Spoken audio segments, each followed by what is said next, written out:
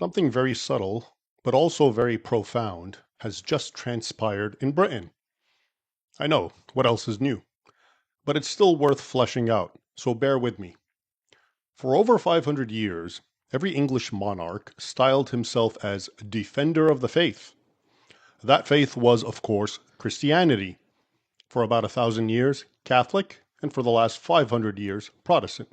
Thus, every sovereign grant report described the monarch in power as, quote, head of the Church of England and defender of the faith. Until now, that is. The recently released Sovereign Grant Report of 2025-26 reads, quote, His Majesty, Charles, is Supreme Governor of the Church of England, yes, and protects the space for faith within the multi-faith nation. So he's no longer the defender of the faith, but rather the defender of the faiths. Again, on the surface, or when first heard, this seems like a meaningless distinction, a matter of slapping an S on a singular word, turning it plural. In reality, it has far-reaching consequences.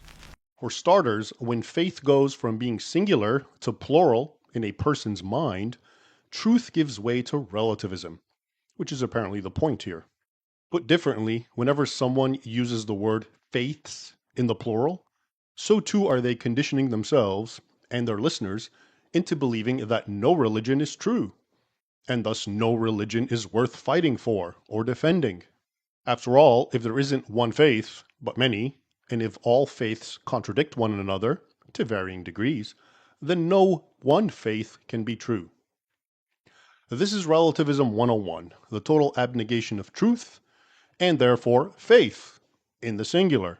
In Islamic jurisprudence, el-Din, Arabic for the faith or the religion, is synonymous with Islam. Until today, no serious Muslim will ever refer to other faiths as a deen or adyan in plural. That's because there is only one true faith, one deen, Islam. Same with those Christians of a bygone era. During their millennial war with Islam, Christians saw Muslims not as members of another faith, but as deluded followers of a false prophet. Now, anyone who thinks otherwise, as in virtually every Westerner today, who says things like, your truth is your truth and my truth is my truth, has already abandoned the very notion of truth, and has become a relativist. For this newly engineered mentality, truth is always in the eyes of the beholder.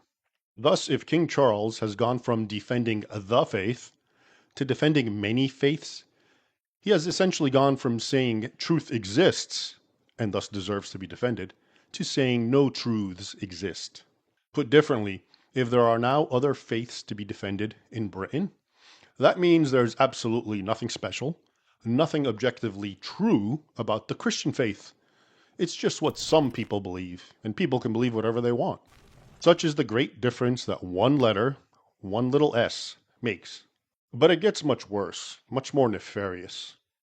The other faith, the one that these changes were made to accommodate, not only believes in separate things, the way, say, Hindus would, it directly contradicts and condemns the truths of Christianity, the faith Brits used to fight and die for, and even calls for the subjugation of its adherents, Christians. I speak, of course, of Islam.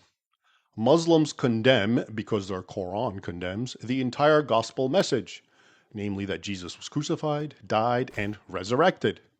Muslims especially condemn the notion that Jesus is the Son of God.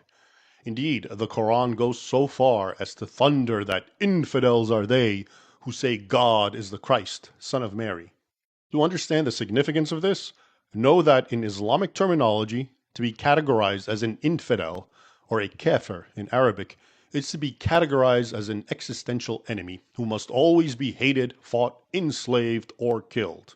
Hence why Muslims have, from the very start of Islam in the 7th century, attacked, killed, enslaved, and raped countless Christians. And hence why Muslims today in Britain are attacking, killing, raping, and enslaving countless Christians. The Brits may be atheists, but Muslims still see them as Christians. At any rate, now Charles is going to formally defend, that is, he is going to protect and shield Islam from any criticism, the way the rest of the British government already does. The truths that I just shared with you about Islam must now be defended against, not just literally by the entire government, but even symbolically by the symbolic head of state. In brief, here is what will come of the King of England's change of title from Defender of the Faith to Defender of the Faiths. On the one hand, Christianity will continue to receive zero defense. It will continue to be publicly mocked, attacked, and cancelled. Every form of media and educational outlet will continue to demonize those pre-modern Christians who once did defend the faith, lest the current Brits try to emulate their ancestors, instead of remaining as they are, doormats for Muslim feet. On the other hand, Islam will receive a renewed boost in defense. Any criticism against it, any criticism against migrants will be swiftly defended against, not just by bureaucrats, but by the traditional defender of Christianity himself, the King of England. The end result of this long-term game plan should be obvious by now. Here's a hint. Some years from now, the monarch of England will go by another name. Emir, Sultan, Caliph.